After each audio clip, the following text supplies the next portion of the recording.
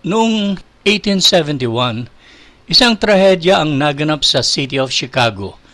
Sinunog ng apoy ang one-third ng lungsod. Nang tuluyang naapula ang sunog na naganap, ito ay kumitil ng mahigit 300 buhay at humigit kumulang 100,000 ang nawalan ng tirahan. Ang isang lalaki na nagngangalang Horatio Gates Spafford ay isa sa mga nagsikap na tulungan ng mga tao sa lungsod na makabangon muli. Si Spafford, isang abogado sa Chicago at negosyante din sa downtown area, ay nawala ang lahat bilang resulta ng sunog. Naganap ang trahedyang ito kay Spafford. 1 taon pa lamang ang nakalilipas ng pagkawala ng kanyang nag-iisang anak na lalaki. Gayunpaman, sa loob ng 2 taon, tinulungan ni Spafford ang mga walang tirahan, naghihirap, nagdadalamhati bunga ng nasabing sunog. Makalipas pa ang 2 taon, nagpasya si Spafford at ang kanyang pamilya na magbakasyon. Pupunta sila sa England para samahan ng mag-asawang Moody, isang kilalang ebanghelista ng panahong iyon sa kanilang mga evangelistic crusades. Pagkatapos, siya ay maglalakbay sa Europa kasama ang kanyang buong pamilya. Dumating ang araw ng kanilang paglalayag, ngunit si Horatio ay naantala ng ilang mahalagang bagay kaya't pinauna ang kanyang pamilya at kanya na lamang silang tatagpuin sa kabilang panig ng dagat ng Atlantiko. Sa di inaasahang pangyayari, ang kanilang barko, ang Villa du Havre, ay hindi nakarating sa kanyang destinasyon. Sa labas ng Newfoundland Land, bumangga ito sa isang English sailing ship at lumubog. Bagamat ang asawa ni Horatio na si Anna ay nakakapit sa isang pirasong lumulutang na kahoy at naligtas sa pagkalunod, ang kanilang 4 na anak na babae na sina Maggie, Tanita, Annie at Bessie ay namatay.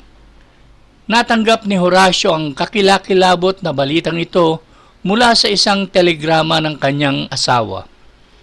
Agad siyang naglayag sa unang available na barko upang maging malapit sa kanyang nagdadalamhating asawa. Nang dumaan ang barko malapit sa lugar kung saan namatay ang kanyang mga anak na babae, isinulat ni Horatio ang mahahalagang mga salita na naging isang napakagandang hymn. Ating saglit na pakinggan ang maikling portion na nilalaman ng sulat o ng himnong ito.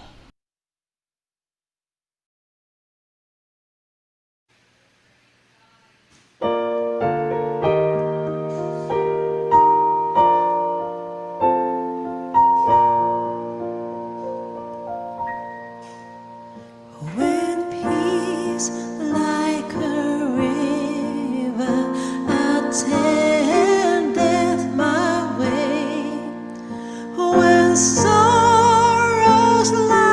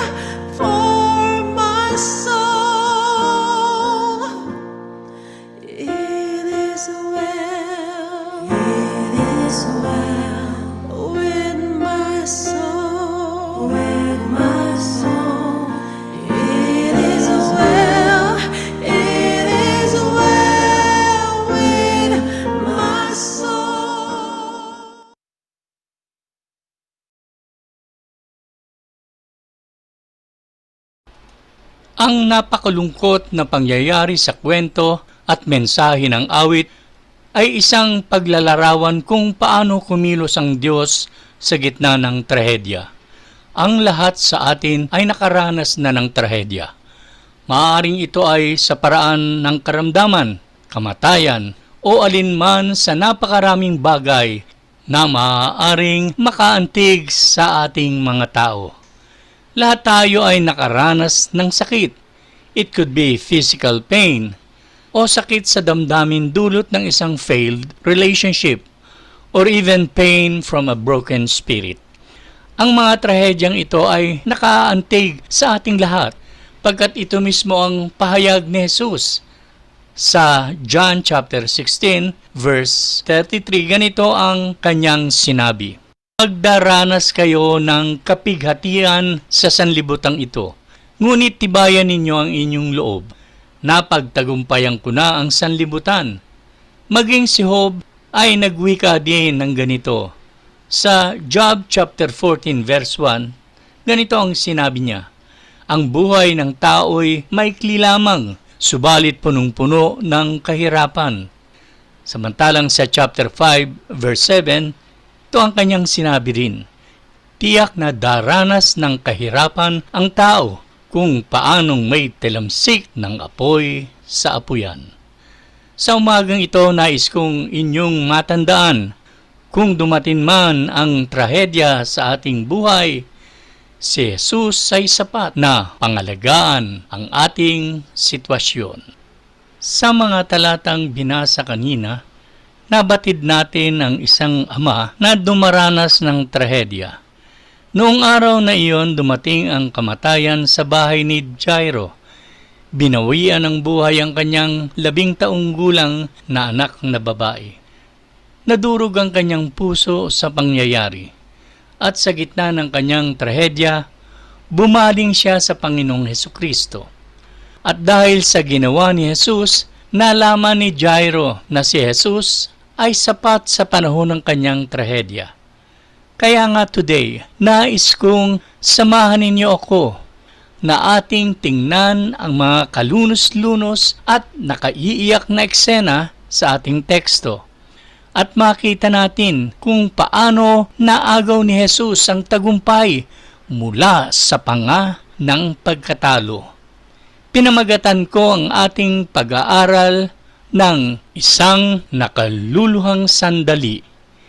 Minsan pa ang ating pag-aaral ay mahahati natin sa 3 mahalagang punto. At ang first na mahalagang punto ay mababasa natin sa mga talatang 21 hanggang 23, ang isang nakaaawang dialogo. Sa verse 21 and 22, mababasa natin ang katatayuan ni Jairo. Verse 21, si Jesus ay sumakay sa bangka at bumalik sa kabilang ibayo. Nasa baybayin pa lamang siya, dinumog na siya ng napakaraming tao. Naroroon din ang isang tagapamahala ng sinagoga na ang pangalan ay Jairo. Pagkakita kay Jesus, siya ay lumuhod sa paanan nito. Sinasabi sa atin na ang taong ito ay isang tagapamahala ng sinagoga. Ibig sabihin, siya ay isang taong may katanyagan, posisyon at kapangyarihan sa komunidad. Katulad ng mayamang binata na napag-aralan natin last Sunday. Siya ay mayroon ng lahat na nanaisin ng isang tao. Si Jairo ay isang lalaki na kung magsasalita ay nakikinig ang mga tao. Kapag siya ay pumasok sa isang silid, tumatayo ang lahat bilang pagkilala. Ngunit ngayon, natagpuan niya ang kanyang sarili sa isang sitwasyon na kung saan wala nang halaga lahat ang mga bagay na mayroon siya at kung sino siya. Ang karamdaman at kamatayan ay walang kinikilala kung sino ka man at kung ano ka man. Narito ang isang relihiyosong lalaki, ngunit ang kanyang relihiyon ay walang kapangyarihang matulungan siya sa kanyang sitwasyong hinaharap. Ako'y nakasisiguro na handang ipagpalit ni Jairo ang lahat na mayroon siya para lamang mabago ang kanyang gipit na sitwasyon. Ang buhay na taglay ni Jairo ay payapa pagkat nasa kanya ang lahat at sa kanyang buong pag-aakala, anuman ang dumating sa kanyang buhay ay matatag niyang mahaharap ito. Ngunit kumatok ang kamatayan sa pinto ng kanyang sambahayan at kinukuha nito ang pinahahalagang mayroon si Jairo, ang kanyang nag-iisang anak na babae. Dama nito ang kawalang kapangyarihan ng kanyang kayamanan sa sitwasyon kanyang hinaharap. Ang ilang mga tao ay gumugugol ng kanilang buong buhay sa pag-iipon ng kayamanan at pagpapatibay ng kanilang munting kaharian. Ngunit kapag dumating ang trahedya, ang mga bagay na iyon ay nagiging walang kabuluhan. Pagkat walang pakialam si kamatayan kung milyonaryo ka man o kung gaano ka man makapangyarihan, wala siyang pakialam sa iyong posisyon sa komunidad at kung ikaw man ay isang tanyag na tao. Walang paki si kamatayan at ang impyerno kung sino ka man at kung anuman ang iyong nagawa. Kapag dumating ang trahedya at kamatayan, you better know one greater than yourself. You better know where to go to get the help you need. Alam ni Jairo kung kanino pupunta. Ang tanong, ikaw, alam mo ba? Sa verse 22 pa rin, matutunghayan natin ang saloobin ni Jairo. Katulad ng ibang mga kinatagpo ni Jesus, narinig ni Jairo ang tungkol kay Jesus. Oo nga pala, ang pangalan Jairus o Jairo means he whom God enlightens. Isang katotohanan na binuksan ng Diyos ang mga mata nitong opisyal na Hudyong ito na mapagtanto niya na si Jesus ang tanging pag-asa niya.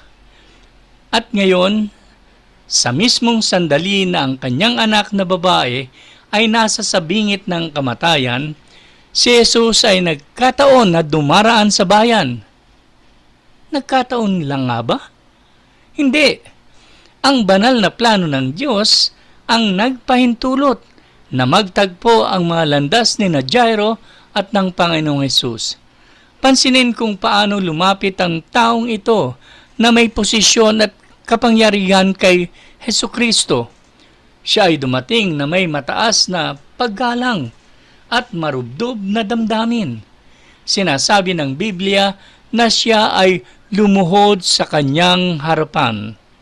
In other words, this big man humbled himself in the presence of the Lord of Glory. Ito ay isang lihim na hindi natututunan ng maraming tao. Bago ka makarating sa pakikipag-ugnayan sa Panginoon, kailangan mong magpakababa sa harapan niya. Kailangan mong lumapit to the place where He is everything and you are nothing. One of the greatest truths in the Bible is this: the way up is down. Ito ay maliwanag na sinasabi ni James sa kanyang sulat sa chapter 4 verse 6. Ngunit ang Diyos ay nagbibigay ng higit pang pagpapala. Kaya't sinasabi ng kasulatan, ang Diyos ay laban sa mga mapagmataas, ngunit pinagpapala niya ang mga mapagpakumbaba. Magpakumbaba kayo sa harapan ng Panginoon at itataas niya kayo. Dito naman sa verse 23, mababasa natin ang pagkilala ni Jairo kay Jesus. Verse 23, at nagmakaawa. Nag-aagaw buhay po ang anak kong dalagita. Maawa po kayo. Sumama kayo sa akin at ipatong ninyo sa kanya ang inyong kamay upang siya ay gumaling at mabuhay. Nang si Jairo ay dumating kay Jesus, lumuhod siya at sinabi ang kanyang petisyon. Sa ibang paraan, sinasabi niya kay Jesus, wala na akong magagawa sa kalagayan ng aking anak. Ngunit ako ay naniniwala na ikaw ay may magagawa. Kamanghamanghang pananalita ng pananampalataya. Kaibigan, Ito ang kalagayan sa buhay na dapat ng bawat isa sa atin ay ma-realize. Mapa kaligtasan ng iyong sariling kaluluwa o kaligtasan ng isang mahal sa buhay o pangangailangan ng tulong sa panahon ng trahedya. Kailangan natin marating ang lugar kung saan alam natin na hindi natin kaya ang sitwasyon. Ngunit kaya ni Jesus. Siya ay may magagawa. Sa Joshua chapter 5 verses 13 to 15, mababasa natin ang pakikipagtagpo ni Joshua sa Panginoon. Inutusan si Joshua na tanggalin ang isa sa kanyang mga sapatos bilang simbolo ng pagsuko at pagkilala sa sarili niyang kahinaan. Ang gawaing ito ay nag-ugat sa sinaunang kaugalian, kung saan ang mas mahinang partido sa isang tipan ay mag-aabot ng isang sapatos upang ipahiwatig ang kanyang kawalan ng kakayahan na tuparin ang kanilang tipan. Ito ay isang paraan ng pagsasabing, hindi ko kaya, ngunit kaya mo. Binibigyan din dito ang pangangailangan para sa ganap na pagsuko, kung saan ang lahat ay inilalagay sa paanan ng Diyos at kinikilala ng individual ang kanilang kawalan ng kakayahan na manalo at magtagumpay sa kanilang buhay ng mag-isa. Ang paanyaya ay ipahayag natin na hindi ko kaya, Panginoon, ngunit kaya mo. Sa mga verses 24 to 35 naman, mababasa na naman natin ang ikalawang mahalagang punto na tinuturo ng ating teksto, ang pagkakaantala. Verses 24 to 35. Sa verse 24, inihahayag sa atin ang pinakitang interes ng tagapagligtas. Sabi dito sa verse 24, ang ganito, sumama naman si Jesus, ngunit sumunod din sa kanya ang napakaraming tao, kaya't halos maipit pa siya. Nang ibahagi ni Jairo ang kanyang kwento kay Jesus, pinadama naman ni Jesus ang kanyang pakikiramay sa amang nakikiusap. Kaya't sumama siya papunta sa tahanan ni Jairo. Isang pagpapalang katotohanan nito na kapag dinala natin sa paanan ni Jesus ang ating mga pangangailangan, siya ay palagian at handang tugunan ng mga ito ayon sa kanyang mabuting kalooban. Ang diablo at ang iba pa ay maaaring sinasabi that Jesus doesn't really care about you and me. Ito ay malaking kasinungalingan pagkat truly, Jesus cares and He cares deeply for us. Katulad ng sinasabi sa 1 Peter chapter 5 verse 7. Ang sabi dito, ipagkatiwala ninyo sa Kanya ang inyong mga alalahanin sa buhay, sapagkat siya ay nagmamalasakit sa inyo. Samantala sa verses 25 to 34, inihahayag sa atin ang paghihimasok ng may karamdaman. Nang si Jesus ay sumama kay Jairo, sila ay pinigilan ng babaeng may agas ng dugo. Ang pagkakaantalang ito ay tiyak na nagbibigay ng malaking pag-aalala sa puso ni Jairo, pagkat siya ay nagmamadaling makarating sa kanyang tahanan kasama si Jesus. Marahil ay nagtatanong siya sa kanyang isip kung bakit tumigil si Jesus at hinarap ang babae.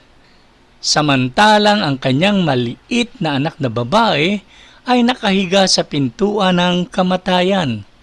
Walang sinuman sa mga manunulat ng Ebanghelyo ang nagtala ng anumang sinabi ni Jairo sa panahong ito ng pagkakaantala. Hindi siya nakikitang naiinip na hinihila ang mga damit ni Jesus para madaliin siya.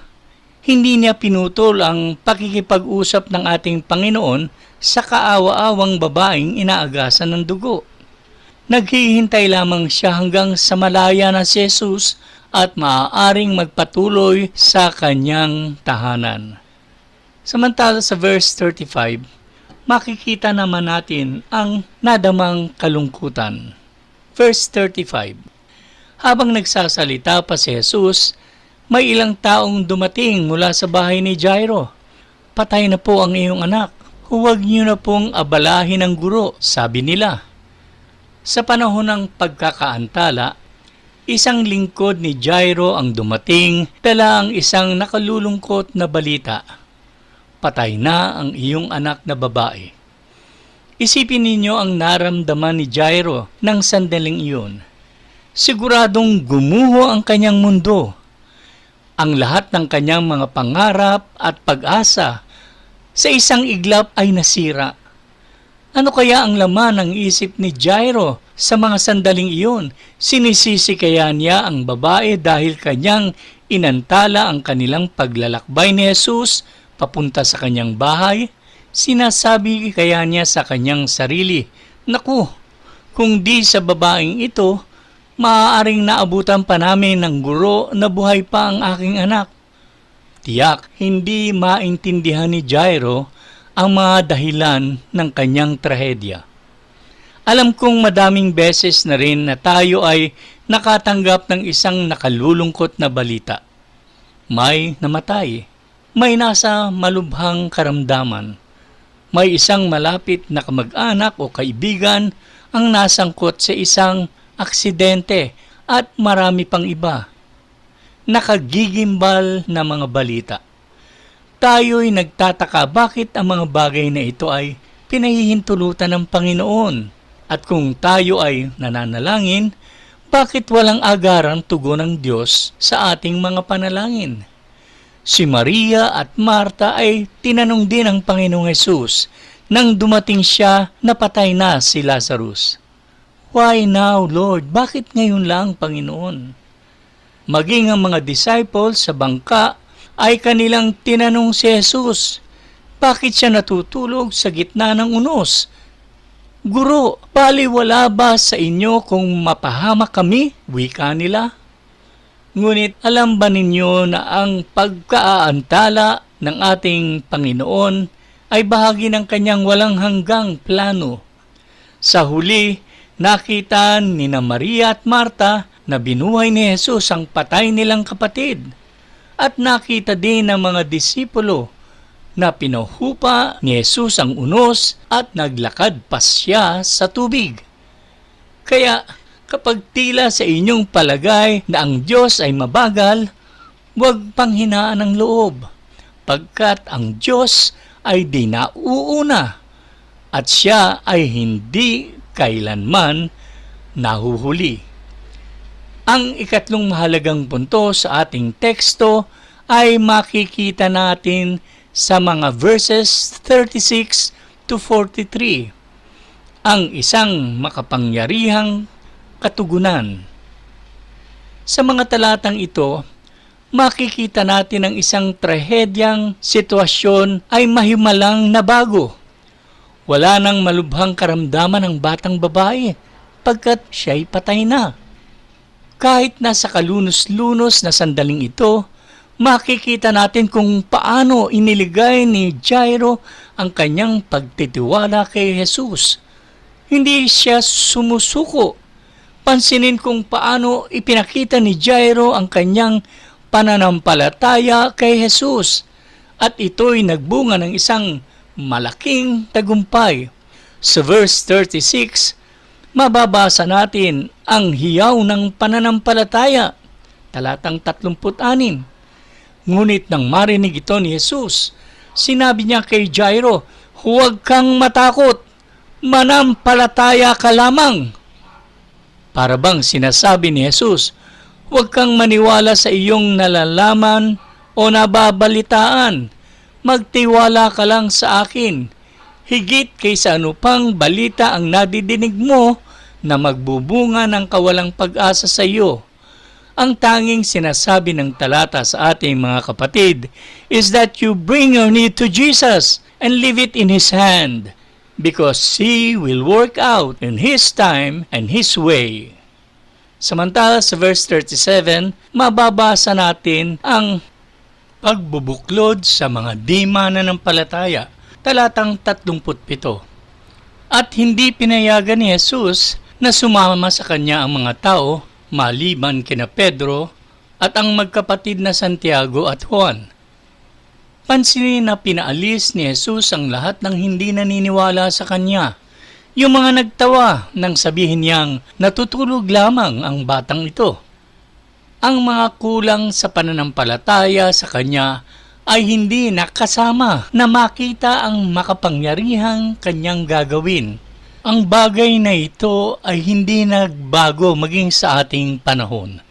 Ang pananampalataya ay nakikita ang hindi kapani-paniwala at nakakatanggap ng mga bagay na imposible. At ang kawalan ng pananampalataya ay walang anumang matatanggap mula sa kamay ng Diyos. Ayon sa James chapter 1 verses 6 to 8, ganito ang sinasabi: Subalit ang humihingi ay dapat magtiwala sa Diyos at huwag mag-aalinlangan, sapagkat ang nag-aalinlangan ay parang alon sa dagat na itinataboy ng hangin kahit saan. Huwag umasang tatanggap ng anuman mula sa Panginoon. Ang taong pabago-bago ang isip at di alam kung ano talaga ang nais niya. Samantala sa verses 41 to 43, pinapakita nito ang bunga ng pananampalataya.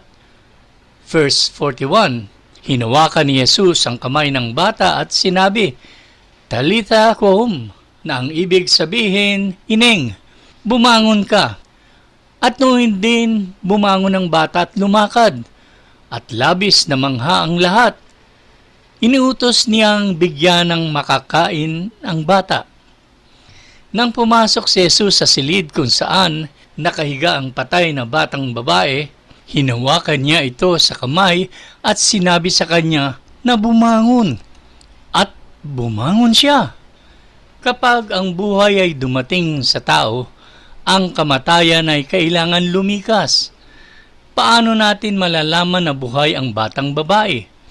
Nasa kanya ang lahat ng mga palatandaan na siya ay buhay. Siya ay naglalakad at siya ay kumakain.